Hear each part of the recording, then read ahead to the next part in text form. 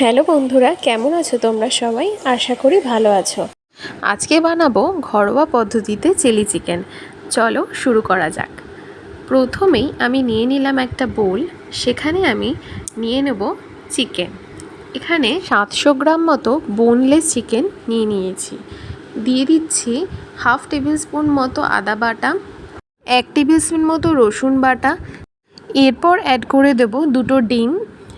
দিয়ে দিলাম পরিমাণ মতো নুন। এখানে 2 টেবিল স্পুন মতো নুন আমি অ্যাড করলাম। দিয়ে দিচ্ছি হাফ টেবিল স্পুন মতো গোলমরিচ। এরপর দিয়ে দেবো হাফ টেবিল স্পুন মতো চিনি। অ্যাড করে দেব 1 টেবিল স্পুন মতো লঙ্কা গুঁড়ো। এখানে তোমরা তোমাদের স্বাদ মতো লঙ্কা গুঁড়ি অ্যাড করে দিও। লঙ্কা গুঁড়োটা পুরোপুরি অপশনাল। এরপর আমরা মিক্সচারটা ভালো করে মিশিয়ে নেব। আধ ঘন্টার জন্য আমরা চাপা দিয়ে দেবো। অন্যদিকে গ্যাসে কড়া বসিয়ে দিয়েছিলাম। এরপর কড়া গরম হতেই অ্যাড করে দিলাম 6 টেবিল স্পুন মতো সাদা তেল। দেখো, এবার মাংসর কুচিগুলো আমি খুব একটা ছোট করিনি, নিশ্চয়ই দেখতে পেলে। সেগুলোকে অ্যাড করে দিলাম ভাজার জন্য। এবার প্রায় আধ ঘন্টা সময় ধরে আমি এগুলো ভালো করে ভেজে নেব। গ্যাসের ফ্লেম কম বেশি করে তোমাদের এগুলো ভেজে নিতে হবে। দেখো, আমার মাংস লাল হওয়া শুরু করেছে। এই যে আমাদের মাংস একদম ভাজা ভাজা হয়ে গেছে। পকোড়াগুলো ভালো করে ভাজা হয়ে যাওয়ার পর একটা পাত্রে অ্যাড করে নিলাম। ভালো করে পকোড়াগুলো পরিষ্কার করে তুলে নেওয়ার পর ওই সেম তেলে কিছুটা তেল আমরা অ্যাড করে নিলাম। এখানে 1 টেবিল স্পুন মতো আরও তেল আমি অ্যাড করলাম। অ্যাড করে এতে আমি আস্তে আস্তে করে কুচো করা পেঁয়াজ, এখানে পেঁয়াজগুলো আমি 3 টুকরো কিউব করে কেটে নিয়েছি।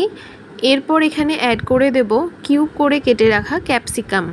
এখানে তোমরা বিভিন্ন কালারের ক্যাপসিকাম অ্যাড করতে পারো, কিন্তু আমি রান্নার শুরুতেই বলেছিলাম বাড়িতে থাকা কিছু জিনিস দিয়ে সহজেই তোমরা চিলি চিকেনটা তৈরি করে নিতে পারো। সেই জন্য আমার বাড়িতে শুধুমাত্র সবুজ ক্যাপসিকামই অ্যাভেলেবেল ছিল, আমি এটা দিয়েই তৈরি করে নিলাম। কথা বলতে বলতে অ্যাড করে দিলাম 6 টেবিল স্পুন মতো টমেটো সস। এরপর অ্যাড করে দেব হাফ টেবিল স্পুন মতো সয়া সস। অ্যাড করে দেব চিলি সস। এখানে চিলি সস অপশনাল, কিন্তু দিলে খুবই ভালো লাগবে। এবার কিছুক্ষণ মিশ্রণটাকে আমি ভালোভাবে মিশিয়ে নেব। এখানে আমি 5টা কাঁচা লঙ্কা কুচি করে নিয়েছি এবং 7-8টা মতো কাঁচা লঙ্কা চিড়ে অ্যাড করে নিলাম। এরপর মিশ্রণটাকে ভালোভাবে মিশিয়ে নিতে হবে। অ্যাড করে দেব এখানে পরিমাণ মতো চিনি।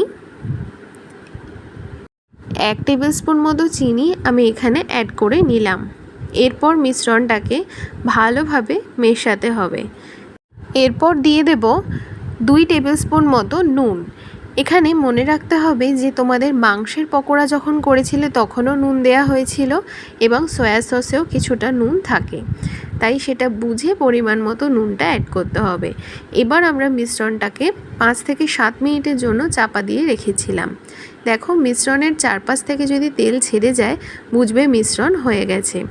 এবার সেখানে আমি ওই ভেজে রাখা পকোড়াগুলো অ্যাড করে দিলাম। এবার 5 থেকে 7 মিনিট হাই ফ্লেমে এটাকে মেশাতে হবে।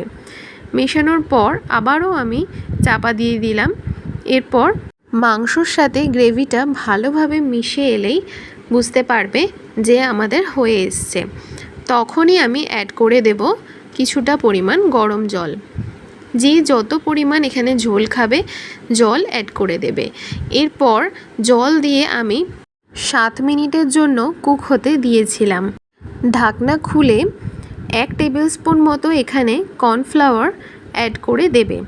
কর্নফ্লাওয়ার অ্যাড করলে কি হবে, গ্রেভিটা একটু থকথকে হয়ে যাবে। কেউ যদি না খাও এই জিনিসটাকে তোমরা অ্যাভয়েড করতে পারো। চিলি চিকেনের টেস্ট কিন্তু একদম বাইরের রেস্টুরেন্ট স্টাইলই হবে। এইভাবে বানিয়ে দেখতে পারো কেমন হতে পারে। আজকে আমি বানালাম একদম ঘরোয়া পদ্ধতিতে চিলি চিকেন। অবশ্যই রেসিপিটা বাড়িতে ট্রাই করে দেখো, কেমন লাগে অবশ্যই কমেন্টে জানিও। আরও সুন্দর সুন্দর রেসিপি ঘরোয়া পদ্ধতিতে দেখার জন্য চ্যানেলটা সাবস্ক্রাইব করে দিও। লাইক আর শেয়ার করতেও কিন্তু ভুলো না। চলো আজকের মতো টাটা।